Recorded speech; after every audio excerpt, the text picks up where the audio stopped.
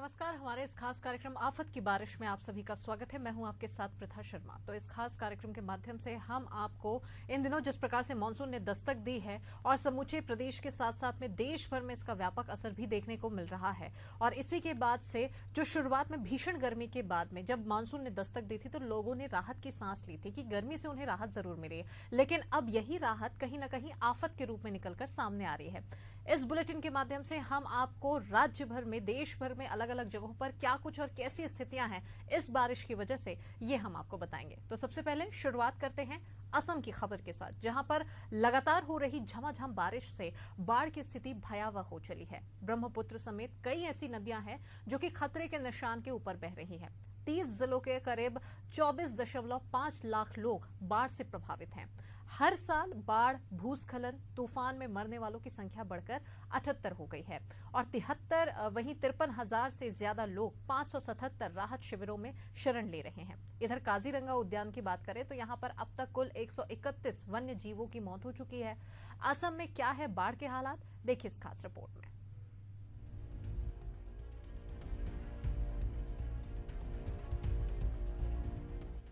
असम बाढ़ से जूझ रहा है और राज्य के 30 जिलों में 24.5 लाख से अधिक लोग प्रभावित हैं। कई स्थानों पर प्रमुख नदियां खतरे के निशान से ऊपर बह रही है। कछार, कामरूप, धुबरी, नागांव, गोलपाड़ा, बारपेटा, डिब्रूगढ़, बोगाईगांव, लखीमपुर, जोरहाट, कोकराझार, करीमगंज और तिनसुकिया प्रभावित जिलों में शामिल है। आलम यह है कि हर तरफ सिर्फ और सिर्फ पानी दिखाई दे रहा है। इस जल प्रलय ने लोगों का जीना मुहाल कर रखा है।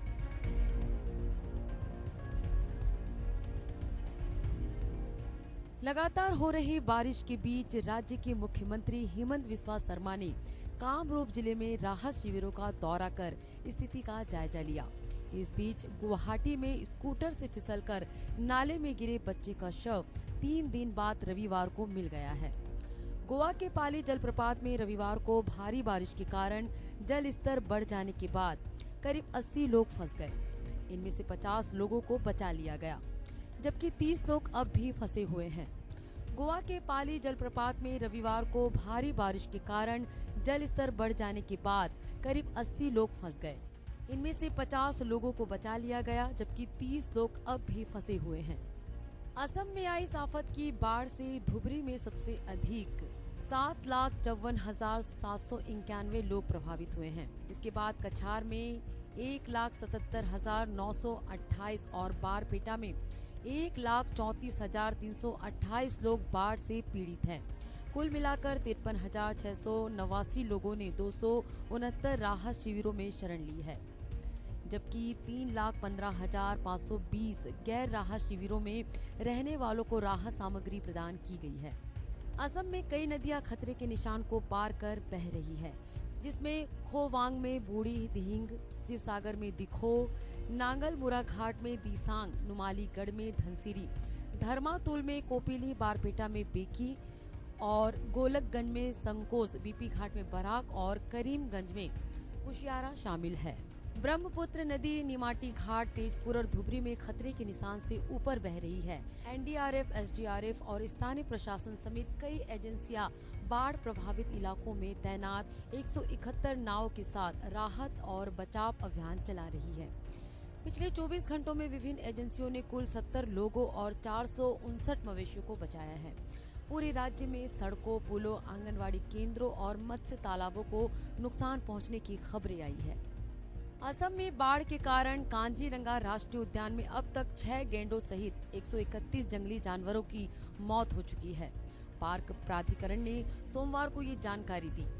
कांजीरंगा राष्ट्रीय उद्यान के डीएफओ अरुण विघ्नेश ने कहा, फिलहाल कांजीरंगा में स्थिति में सुधार हो रहा है।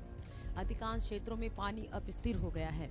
हमने 97 जानवरों को बचाया है, हालांकि हमने 131 जानवरों को भी खो दिया है। हम स्थिति पर बारीकी से नजर रख रहे हैं।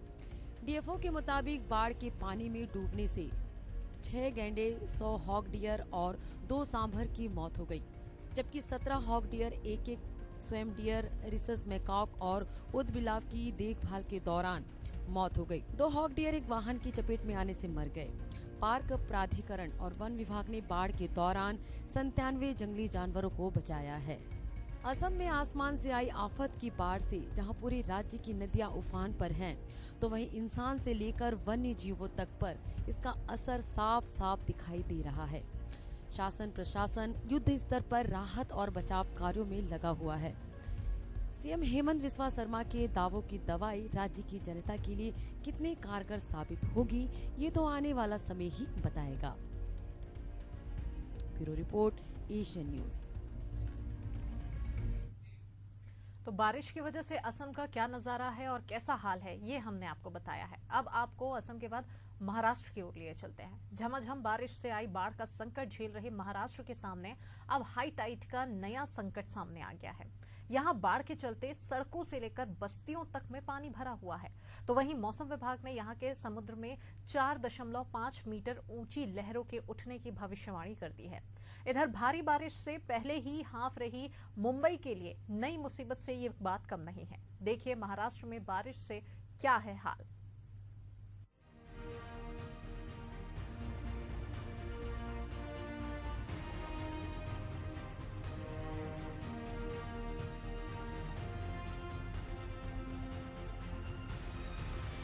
देश की आर्थिक राजधानी मुंबई समेत महाराष्ट्र में कई स्थानों पर भारी बारिश के कारण लोगों का जनजीवन पूरी तरीके से प्रभावित हो गया है। कभी न थमने वाली माया नगरी की रफ्तार बारिश की वजह से थम गई है। मुंबई में रविवार से ही मूसलाधार बारिश हो रही है। बारिश का असर है कि मुंबई में जगह जगह घुटनों तक पानी भर गया है। भारी बारिश के कारण न केवल सड़क और रेल यातायात बल्कि हवाई यातायात भी बाधित हो गया है।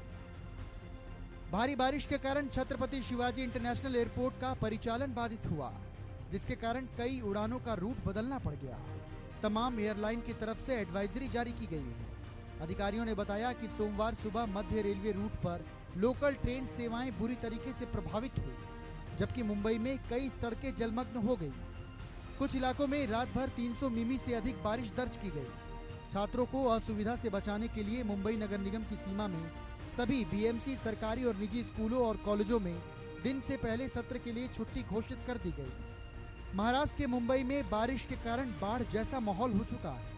आलम यह है कि रविवार को आंधी और बारिश की वजह से मुंबई के रेलवे की पटरियों पर एक पेड़ गिरने के बाद कसारा और टिटवाला स्टेशनों के बीच लोकल ट्रेनें सेवाएं निलंबित कर दी गई। इसके अलावा अडगांव और थानसिट स्टेशनों के बीच पटरियों पर परा पानी के साथ मिट्टी जम गई। यहाँ भी पटरी पर पेड़ गिर गया, जिसकी वजह से वाशिंद स्टेशन अवरुद्ध हो गया। यहाँ से गुजरने वाली ट्रेनों को डाइवर्ट करना पड़ गया। रिपोर्ट्स की माने तो इन रूटों पर ट्रेन सेवाएं फिर से शुरू हो जाएंगी। रेलवे स्टेशन के अलावा रोड की हालत तो और भी बुरी है। पानी कई फीट तक ऊपर भर गया है।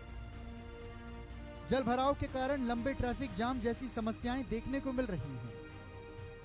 ठाणे के शाहपुरा में पानी में फंसे 49 लोगों को एनडीआरएफ ने रेस्क्यू किया। मुंबई के मौसम पर मौसम विभाग ने कहा कि अगले 3-4 दिन तक बारिश इसी तरह होगी। मध्य महाराष्ट्र और मराठावाड़ा में 8 से लेकर 10 जुलाई तक मूसलाधार बारिश होने की संभावना है।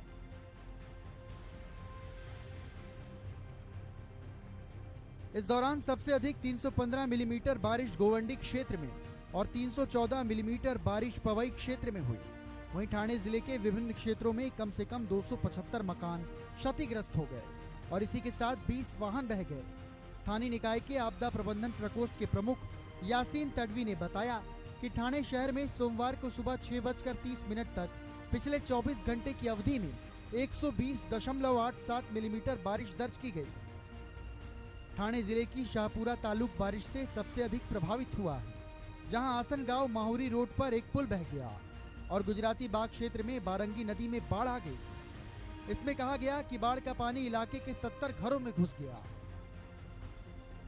जिससे घरेलू सामान नष्ट हो गए, जबकि 20 दोपहिया तथा 4 पहिया वाहन बह गए।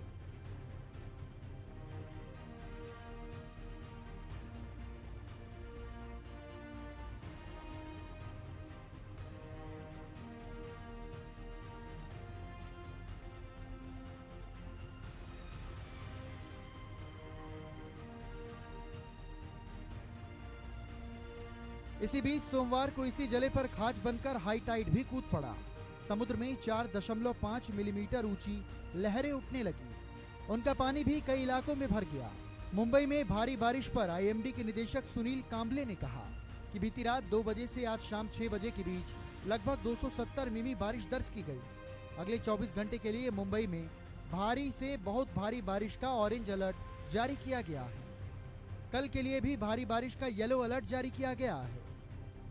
मुंबई में बारिश थोड़ी सी कमी थी, 30 to 40% कम थी, लेकिन कल एक जो ऑफ शोर ट्रफ था वो इंटेंस हो गया और उसके वजह से बहुत अच्छी बारिश हमको रात को 2 बजे से सवेरे 6 बजे तक मिली।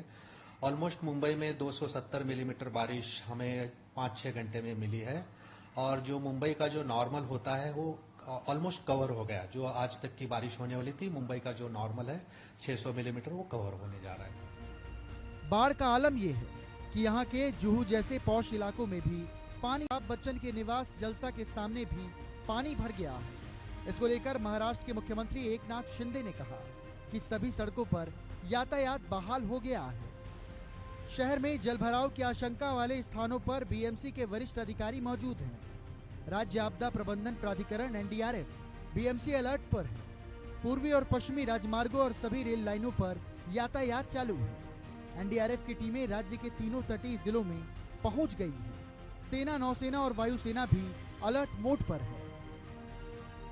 बारिश हुई है रात से, ये ज्यादा हुई है, 65 mm से ज्यादा होती है तो अतिवृष्टि जैसी परिस्थिति होती है। अभी तो 267 से 300 mm बारिश गिरी है।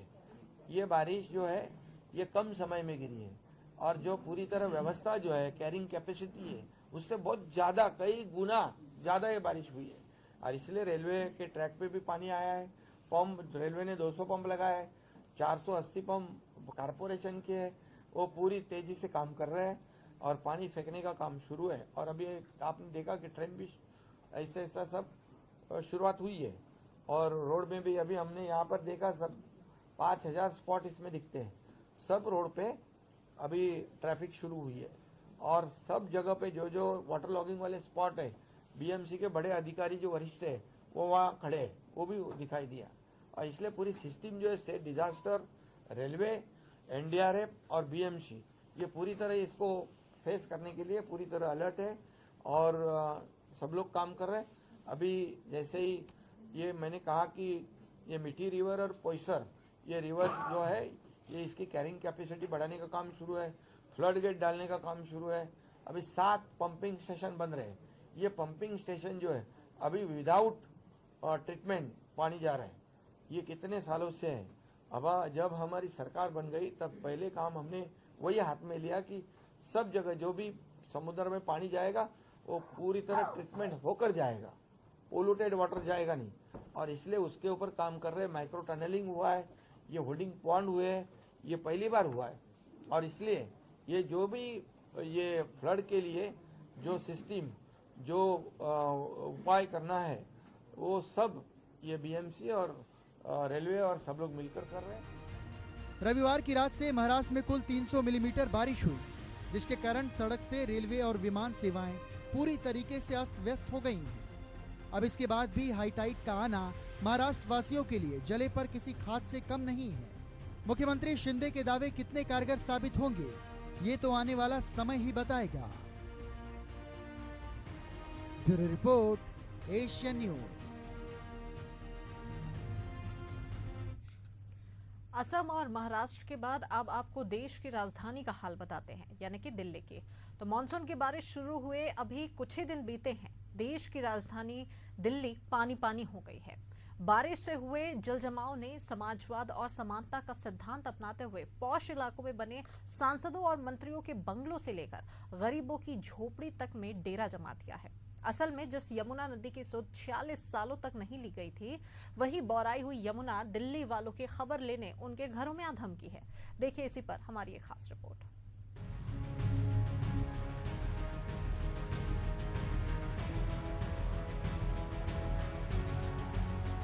मानसून की बारिश क्या शुरू हुई, यमुना नदी दिल्ली देखने आ गई, क्योंकि दिल्ली की सियासत ने 1978 के बाद से यमुना नदी की सूद लेने की जहमत नहीं उठाई, लिहाजा यमुना खुद उनकी खबर लेने चौखट पर आ गई।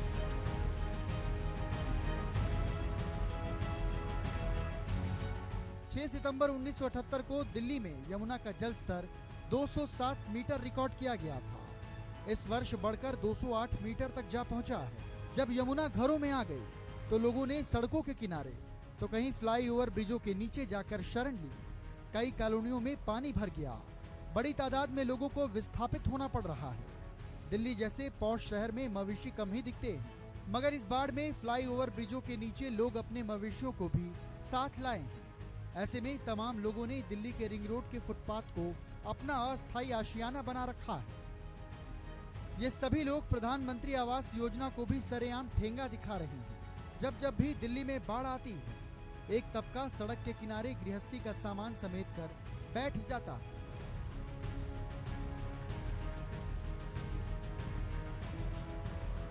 बाढ़ के इस पानी ने दिल्ली वालों की परेशानी को और बढ़ा दिया है। सड़कों पर दिन में भी हेडलाइट जलाए तेज भागते वाहनों से तेजी से निकलने वाले छींटे भी लोगों को भिगा रहे हैं। भीषण बारिश में कहां सड़क और कहां नाली, किसी को कुछ पता नहीं चल रहा। इसके कारण सड़क किनारे पैदल चलने वालों को भी भारी दिक्कतों का सामना करना पड़ रहा है। कुछ इलाकों में ट्रैक्टर के माध्यम से हैवी पंप को लाया गया है। इनका उपयोग जल निकासी के लिए किया जाएगा।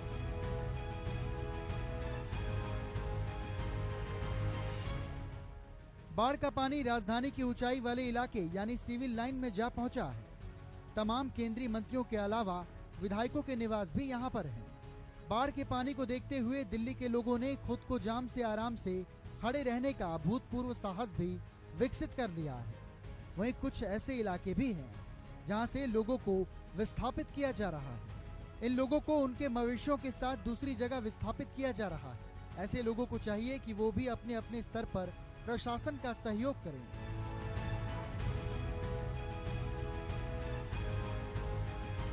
दिल्ली की अरविंद केजरीवाल सरकार में मंत्री आतिशी सिंह का मानना है कि हिमाचल प्रदेश में हुई ज्यादातर जोरदार बारिश के कारण यमुना में बाढ़ आई है। इसके कारण ही दिल्ली में बाढ़ के हालात पैदा हुए हैं। और भी वो क्या कुछ कहती हैं, सुनाते हैं आपको। देखिए, आईएमडी का वेदर फोरकास्ट तो हम रेगुलरली मॉनिटर कर रहे हैं। हिमाचल प्रदेश से पिछले 2 दिन में लगातार बारिश हुई है। तो हिमाचल प्रदेश में जब बारिश होती है तो उसके बाद हथनी कुंड पर पानी बढ़ता है और हथनी कुंड के आगे दिल्ली में भी पानी का डिस्चार्ज बढ़ता है। लेकिन अभी बहुत लिमिटेड डिस्चार्ज है हथनी कुंड बैराज पे। हथनी कुंड बैराज पे अभी 352 क्यूसेक्स का डिस्चार्ज है। जब वो 1 लाख क्यूसेक के ऊपर जाता है तभी बाढ़ की आशंका और वाटर लेवल बढ़ने की आशंका सामने आती है। देश की राजधानी में बाढ़ कोई नई बात नहीं है। इससे पहले भी कई बार दिल्ली बाढ़ की चपेट में आ चुकी है।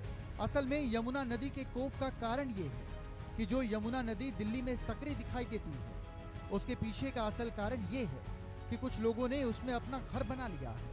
ऐसे में जब यमुना अपने असल आकार में आती है तो बाढ़ के हाहाकार का उपहार भी साथ में लेकर आती है। Bureau report, Asian news.